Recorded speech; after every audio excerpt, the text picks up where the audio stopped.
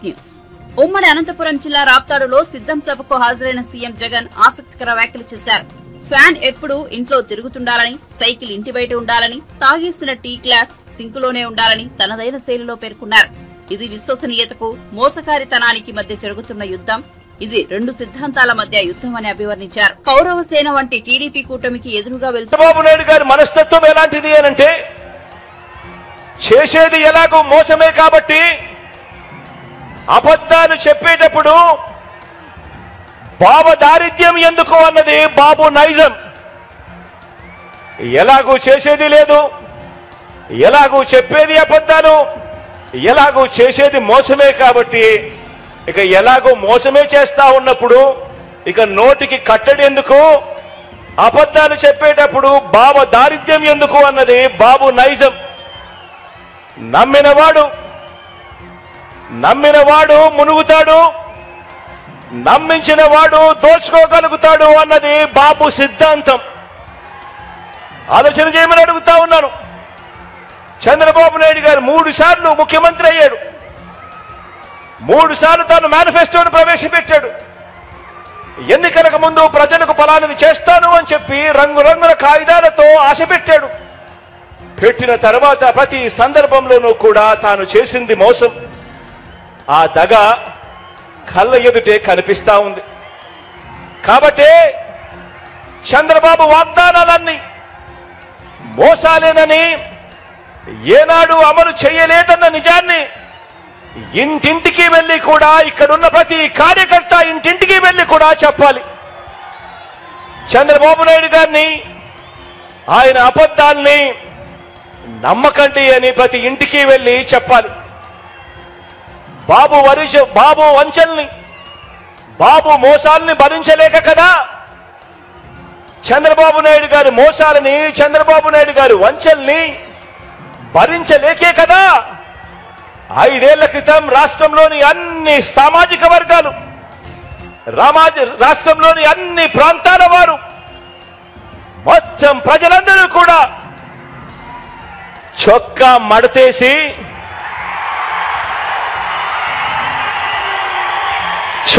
మడతేసి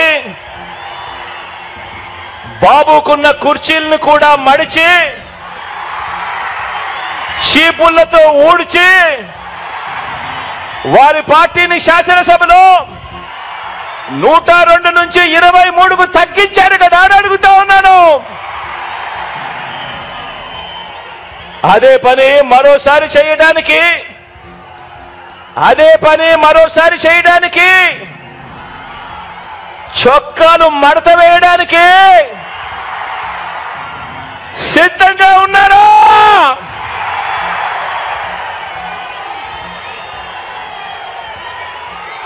ఈ చంద్రబాబును సవాల్ చేస్తా ఉన్నాను. 14 ఏళ్ళు సీఎంగా ఉన్న మీ పేరు చెబితే ఇదే పెద్ద మనిషిని చంద్రబాబు నాయుడు గారిని ఇక్కడి నుంచి సవాలు విసురుతా ఉన్నా. 14 సంవత్సరాలు ముఖ్యమంత్రిగా పరిపాలన చేశారు. 14 ఏళ్ళు సీఎంగా ఉన్న మీ పేరు చెబితే గుర్తుకొచ్చేది వెన్నుపోట్లు, మోసాలు తప్ప మీ పేరు చెబితే కనీసం ఒక్కటంటే ఒక్క మంచి స్కీమ్ అయినా గుర్తుకొస్తుందా అని అడుగుతా ఉన్నాను. కనీసం మీరు చేసిన ఒక్కటంటే ఒక్క మంచైనా గుర్తుకొస్తుందా అని అడుగుతా ఉన్నాను. 2 చేతులు పైకెత్తి ఇలా ఇలా ఇలా ఇలా ఇలా ఇలా ఇలా ఇలా ఇలా ఇలా ఇలా ఇలా. మరి ఈ పెద్ద మనిషి చంద్రబాబు నాయుడు గారు చేయలేని పనులన్నీ దేవుడు దయతో మనం కేవలం ఈ 57 నెలల పాలనలోనే ఎంత చిత్తశుద్ధితో, ఎంతటి మమకారంతో చేశామో ఇవాళ 4 మాటలతో వివరిస్తాను. ఆ పథకాలన్నీ ఇక మీదట కొనసాగాలంటే ప్రతి పేద కుటుంబానికి, ప్రతి రైతన్నకు, ప్రతి అక్క చెల్లెమ్మకు, ప్రతి విద్యార్థికి, ప్రతి అవ్వాతాతకు, ప్రతి సామాజిక వర్గానికి ఎంతటి అవసరమో మన పాలన ప్రజలందరికీ వివరించే బాధ్యతను మనమంతా కూడా తీసుకోవాలి.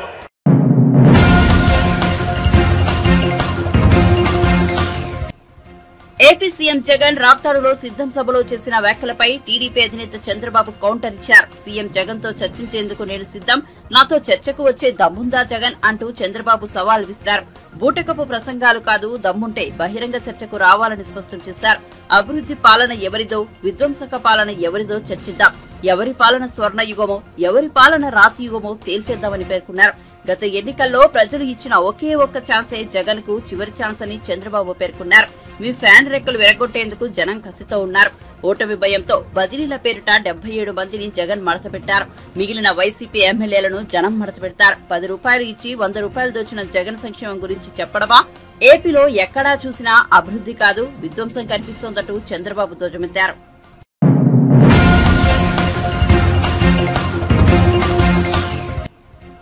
హైదరాబాద్ లోని నానక్రామ్గూడలో నూతనంగా నిర్మించిన తెలంగాణ రాష్ట్ర ఫైల్ సర్వీసెస్ విభాగం ప్రధాన భవనాన్ని సీఎం రేవంత్ రెడ్డి ప్రారంభించారు.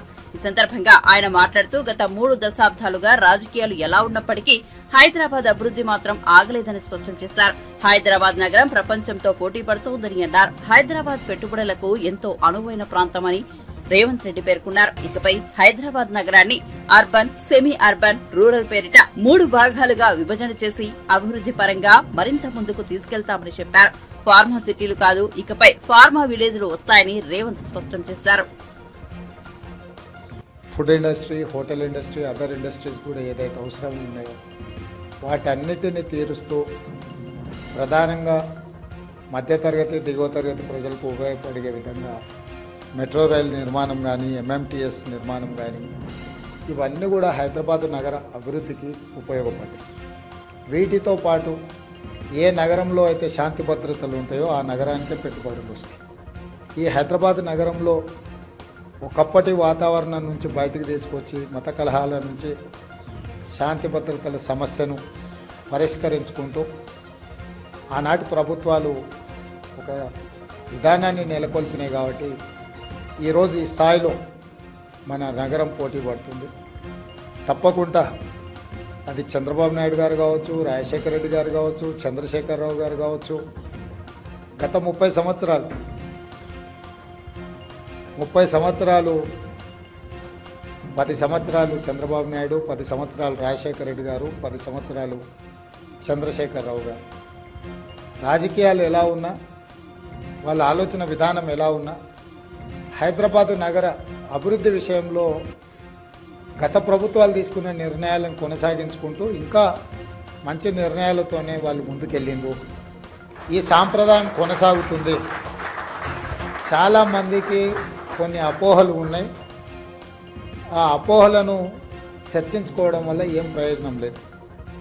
గత 30 సంవత్సరాలలో ఈ నగరం ఎంత వేగంగా అభివృద్ధి చెందిందో, ఈ నగరం వేగంగా అభివృద్ధి చెందడానికి గత ముఖ్యమంత్రులు ఏ ప్రయత్నం చేసిండ్రో వాళ్ళ ముగ్గురి అనుభవాల నుంచి పాఠాలు నేర్చుకొని కొత్తగా నూతనంగా ఇంకా హైదరాబాద్ నగరాన్ని అభివృద్ధి పదం వైపు వేగంగా నడిపించడానికే మా ప్రభుత్వం ప్రయత్నం చేస్తుంది.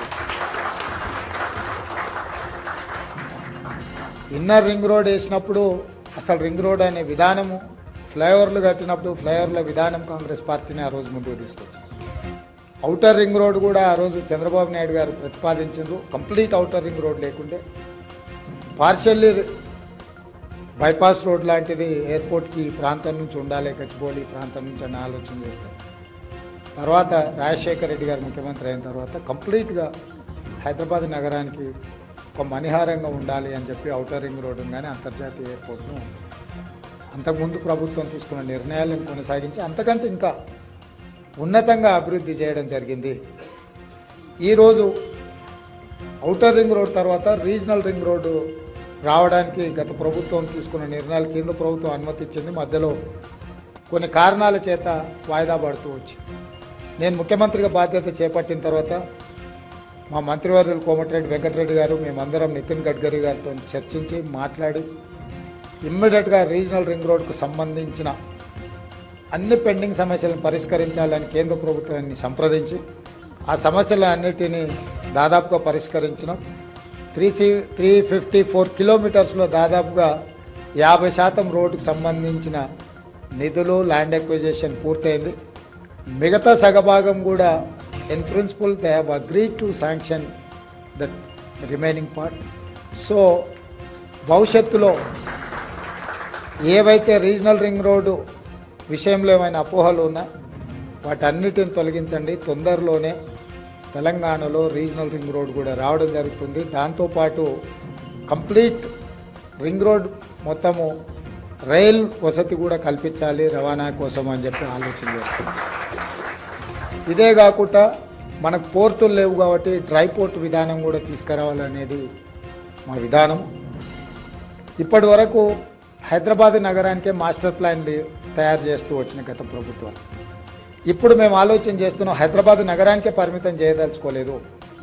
తెలంగాణ మొత్తం ఒక నగరం లాంటిది. Almost more than 40% is urban area. So మన తెలంగాణ హైదరాబాద్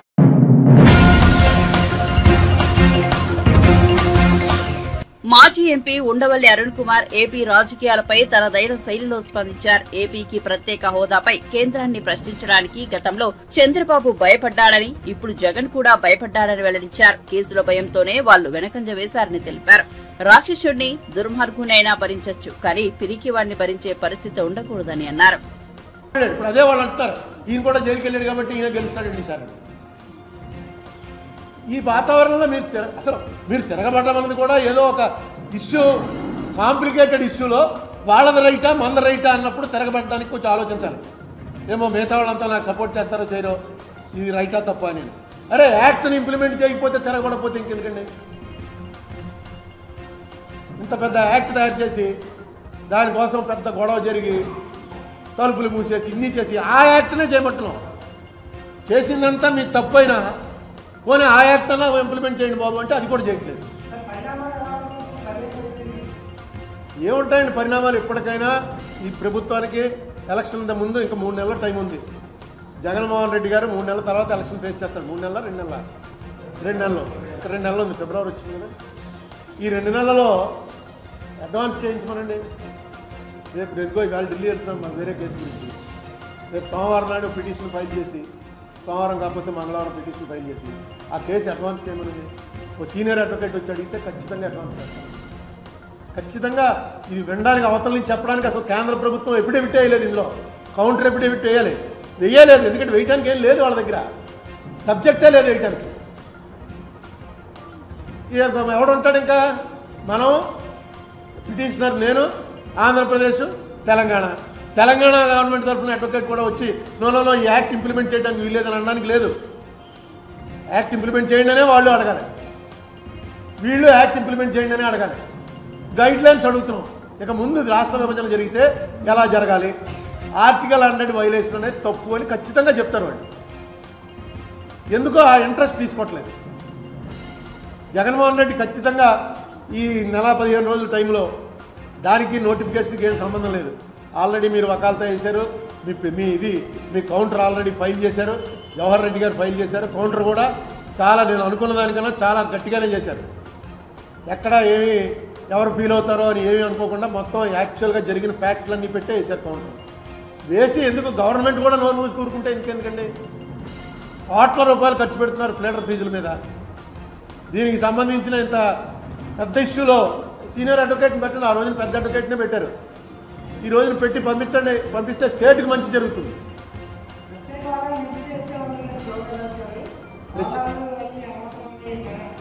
ప్రత్యేక హోదా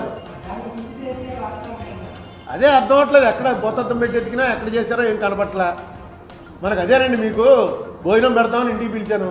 భోజనం పెడతామని పిలిచి నీకేమో టమోటా కాయలును దొండకాయలు ఇలాంటి పచ్చివి తినే ఉంటాయి, అవన్నీ బోల్డ్ పెట్టాను. ఇదేనా నీకు కూర చేస్తే 2 కూరలు ఉంటాయి, 10 కూరలు పెట్టాను. ఇంకేంటి ఇంకంతకన్నా ఎక్కువ చేస్తే నువ్వు భోజనం పెట్టలేదంటావండి? బోల్డ్ అని కూరలు పెట్టాను, ఇవి ఆపిల్స్ ఇచ్చాను. ఇంతకన్నా ఇంకా మాకు కావాల్సింది ఏంటంటే పెరిగేసిన ఆనందం తింటే భోజనం చేసినట్టు బాబు. మీరు ఏదో భోజనానికి పిలిచారంటే అది అనుకున్నాం, భోజనం పెడతారంటేను అంటే కాదు భోజనం కన్నా ఎక్కువ అయిపోయింది, ఇంకెళ్ళండి మీరు అన్నారు. మనం ఈ మాటలు నేను చెప్తున్నాను, గవర్నమెంట్కి ఈ మాట అనేది కూడా లేదు. ఏమన్నా అన్నం పెడతారేమో అనుకున్నామండి అంటే ఆయన ఫీల్ అవుతాడేమో, ఎందుకు వచ్చింది మనకి, ఇదే తినేసి పోదాం ఇవి కూడా తింటూ లొట్టలేసుకుని ఆహా ఏం బాగున్నాయండి అని చెప్దామని. పోనీ చెప్పిన దానికి నిజంగా వాళ్ళకి నచ్చితే తప్పులేదు. తినేసి బయటకు వచ్చి ఎంత అన్యాయం చేసింది ప్రభుత్వం, ఎంత దారుణాలు చేసింది, మన ఏమన్నా మొహం చూసిందా? ఈ పార్టీ అంతే, ఆ పార్టీ అంతే. ఎందుకు మీరు అడగడానికి తడపటాయిస్తున్నా? దాన్ని మోడీ ఉండేవాడి అక్కడ, ఎవరో హిట్లర్ ఉండేవాడి. యాక్ట్ ఇంప్లిమెంట్ చేయమనే కదా. ఇంప్లిమెంట్ చేయను అని చెప్పేసాడు అనుకోండి, వచ్చేయండి అప్పుడు. ఎందుకంటే అతను తట్టుకుని నిలబడగల సత్తా ఎవరికి లేదు. చెప్పేసాడండి ఆయన, చెప్పేస్తాడు కూడా. చాలు ఇంక చేసింది, ఇంక మీకు యాక్ట్లు గీట్లు అన్నీ తీసి పక్కనట్టండి, మీ స్టేటింగ్ చేసింది చాలు. ఎందుకంటే వాళ్ళకి ఎలాగా ఎక్కడి నుంచి ఏమి ఓట్లు లేవు. ఇప్పుడు నిన్న చూసాం, అదేది ఆ కోర్టు కొట్టేసింది ఈ ఫండింగ్ ఎలక్టోరల్ బాండ్స్లో. విచిత్రం ఏంటంటే బీజేపీకి ఎలక్టోరల్ బాండ్స్ ద్వారా అత్యధిక డబ్బు వెళ్ళింది ఎక్కడి నుంచి.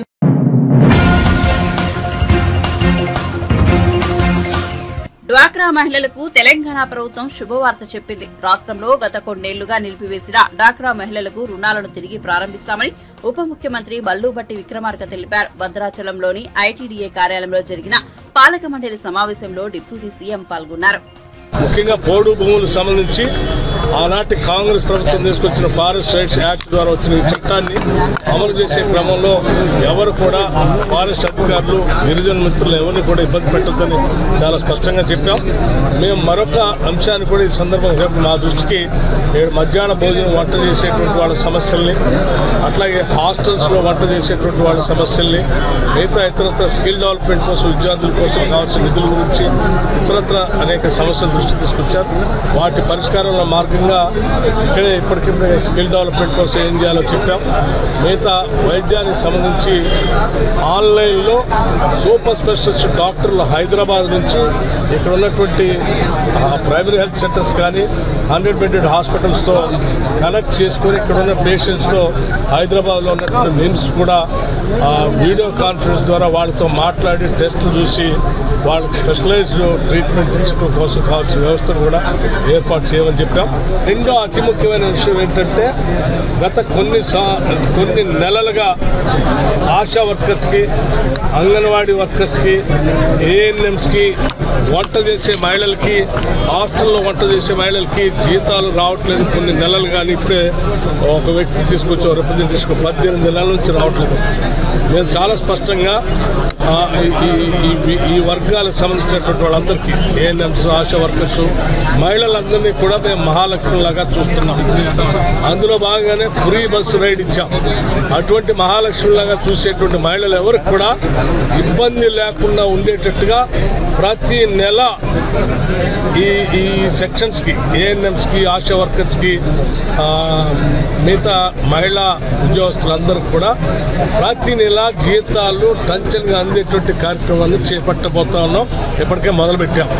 అట్లాగే రాష్ట్రంలో ఆనాడు కాంగ్రెస్ ప్రభుత్వం మొదలుపెట్టినటువంటి డ్వాక్రా మహిళా సంఘాలకి వడ్డీ లేనటువంటి రుణాలు ఇచ్చేవాళ్ళు.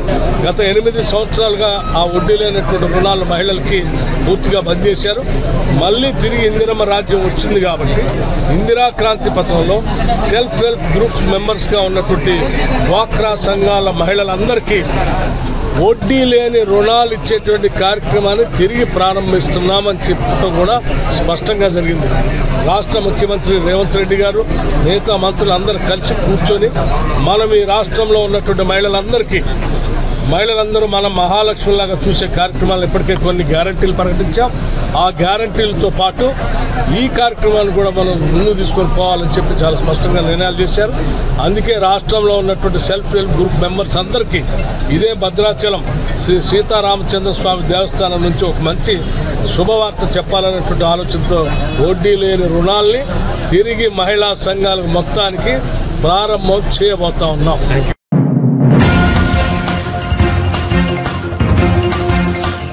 వైఎస్ఆర్సీపీ సిద్ధం సభకు ఆర్టీసీ బస్సులు తరలించడంతో సామాన్య ప్రజలు తీవ్రంగా ఇబ్బందులు పడ్డారు. రాజకీయ సభల కోసం ఆర్టీసీ బస్సులను ఉపయోగించుకుని ప్రజలను ఇబ్బంది పెట్టడం దారుణమంటూ ఓ సాఫ్ట్వేర్ ఇంజనీరింగ్ తీవ్ర ఆవేదన వ్యక్తం చేశారు. ఆయన మాట్లాడిన వీడియో సామాజిక మాధ్యమాల్లో వైరల్ గా మారింది. అయ్యా జగన్మోహన్ రెడ్డి గారు, మీరు సిద్ధం సభలు కాకుంటే ఏ సభలైనా పెట్టుకోండి. 10 లక్షలు కాదు 50 లక్షల మందితో అయినా మీరు సభలు పెట్టుకునే వెసులుబాటు మీకుంది. అది మీ హక్కు, రాజ్యాంగం మీకు కల్పించిన హక్కు. కానీ ప్రజా రవాణా వ్యవస్థను పూర్తిగా రద్దు చేసి సో ఈ రోజు మీరు ప్రజల్ని సామాన్యుల్ని ఎంత ఇబ్బంది పెడుతున్నారు. ఒక రాజకీయ పార్టీ మీటింగ్ కోసం జాతీయ రహదారి మొత్తం మూసేసి డైవర్ట్ చేసి సో 100 కిలోమీటర్లు చుట్టేసుకొని వెళ్లాల్సిన పరిస్థితి ఈ రోజు ప్రయాణికులకి సృష్టించారు. ఈ రోజు నేను బెంగళూరులో మా ఊరికి బయలుదేరమని ఈ రోజు బెంగళూరులో 8 గంటలకు బయలుదేరితే ఇప్పటికి టైం 3:30 అవుతుంది. నేను ఇప్పటికీ ఇంకా పావుగూడ బస్టాండ్ లో ఉన్నా. బయలుదేరిన వెంటనే మా ఊరికి డైరెక్ట్ బస్సులు లేవు.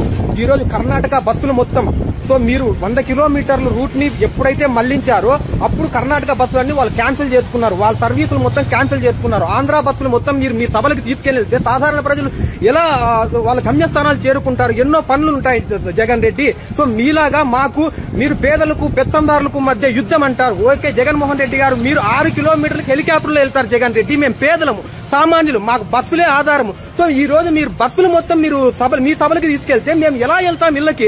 ఈ రోజు 4 అవుతుంది, 3:30 అవుతుంది. నేను ఇక్కడే ఉన్నా. ఈ రోజు ఎన్ని గంటలకి ఇంటికి వెళ్తానో తెలియదు. హిందూపురికి 12 గంటలకు వచ్చా. అక్కడ బస్సు కోసం 2 గంటలు వెయిట్ చేశా. మళ్ళీ పావుగోడకు వచ్చా. పావుగోడలో బస్సు కోసం ఇంకా 2 గంటలు వెయిట్ చేస్తున్నా.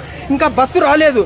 సో మీరు ప్రజా రవాణా వ్యవస్థని పూర్తిగా మీ ఆధీనంలోకి తీసుకొని మీ రాజకీయ పార్టీ మీటింగ్ కోసం, మీ వ్యక్తిగత మీటింగ్ కోసం, మీ ఎన్నికల ప్రచార మీటింగ్ కోసం దాదాపు రాష్ట్రంలోని 6 నుంచి 7 వేల ఆర్టీసీ బస్సులు మీ సభలకు తరలించి సామాన్య ప్రజలను ఎంత ఇబ్బందులకు గురి చేస్తున్నారు ఈ రోజు.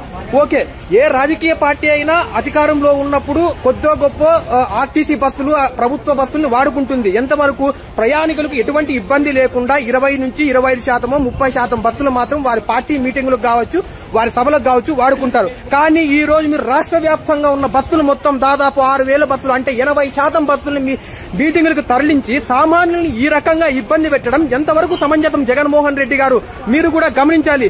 మీరు ఈ ఎన్నికల్లో ఓటమి తప్పదు. అందుకే ఈ జనబలాన్ని నిరూపించుకొని జనాల్ని తోలి సో బస్సులతో మేమేదో అద్భుతము మా సభలకు జనాలు వస్తున్నారని మీరు చూపించుకోవడానికి కర్ణాటక నుంచి మనుషులను తోలి అండ్ ఆంధ్ర నుంచి మనుషులను తోలి సో మొత్తం వ్యవస్థను మొత్తం అష్టదిగ్బంధనం చేసేసి మీరు మొత్తం మీ సభలకి ఈ విధంగా జనాల్ని పిలుచుకురావడం ఎంతవరకు సమంజసం? మీరు పెట్టుకోండి, మీ సొంత ప్రైవేట్ వాహనాలు పెట్టుకోండి, మీ కార్లు పెట్టుకోండి.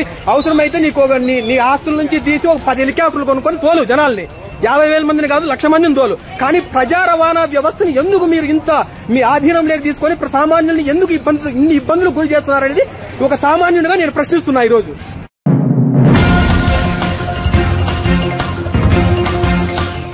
జనసేనాని పవన్ కళ్యాణ్ విశాఖలో పర్యటించారు. పార్టీ నేత కొనతాల రామకృష్ణ నివాసానికి వెళ్లారు. పవన్ కు సాదర స్వాగతం పలికిన కొనతాల శాలువా కప్పి సన్మానించారు. ఈ సందర్భంగా ఇరువురు కాసేపు మాట్లాడుకున్నారు. తాజా రాజకీయ పరిస్థితులపై చర్చించుకున్నారు. ఇది మర్యాదపూర్వకంగా జరిగిన భేటీ అని జనసేన పార్టీ వెల్లడించింది. ఉత్తరాంధ్రలో బలమైన నేతగా ఉన్న కొనతాల రామకృష్ణ చాలా కాలంగా రాజకీయాలకు దూరంగా ఉండి ఇటీవలే జనసేనకు దగ్గరయ్యారు. అయితే కొనతాల వచ్చే ఎన్నికల్లో ఎక్కడి నుంచి పోటీ చేస్తారన్నది ఆసక్తికరంగా మారింది. కొనతాల అనకాపల్లి పార్లమెంటు స్థానం బరిలో దిగుతారని వార్తలు రాగా తాజాగా అనకాపల్లి ఎంపీ బరిలో నాగబాబు పేరు కూడా తెరపైకి వచ్చింది. దీనిపై జనసేన అధినాయకత్వం ఎలాంటి నిర్ణయం తీసుకుంటుందో చూడాలి.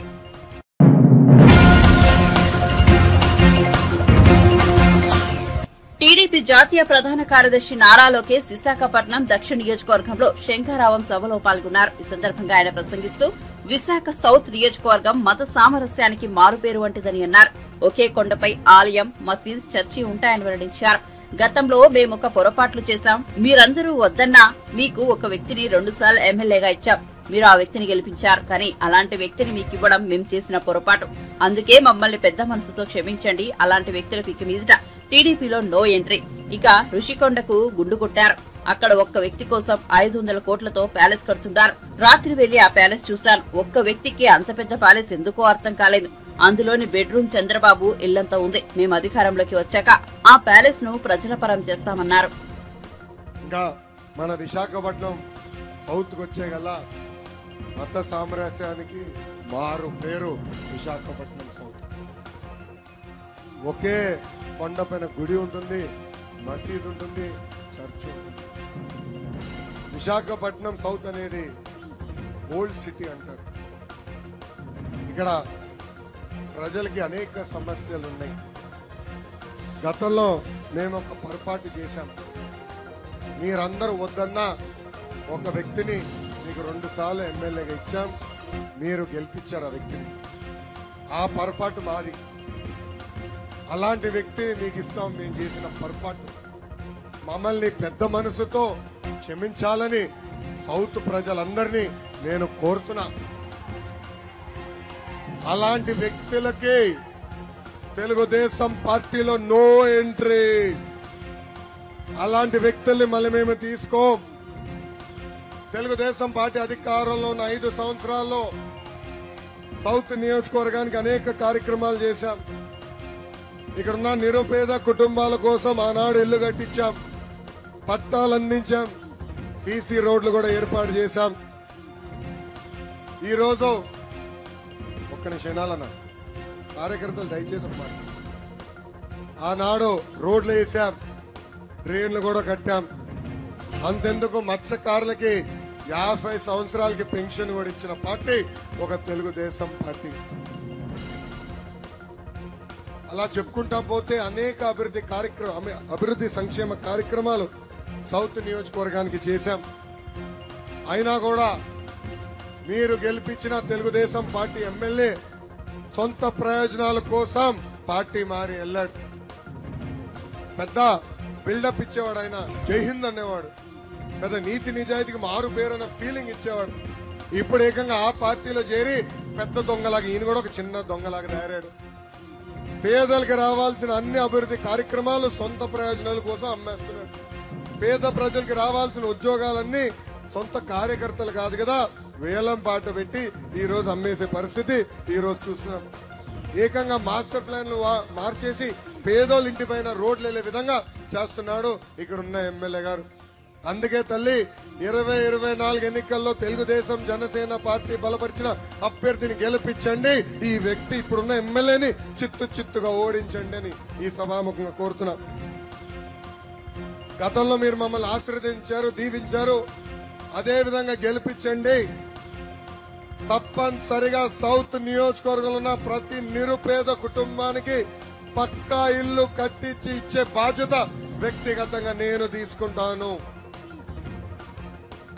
అంతేకాదు మత్స్యకారులకి రావాల్సిన అన్ని సంక్షేమ కార్యక్రమాలు మేము మళ్ళీ అందజేస్తాం.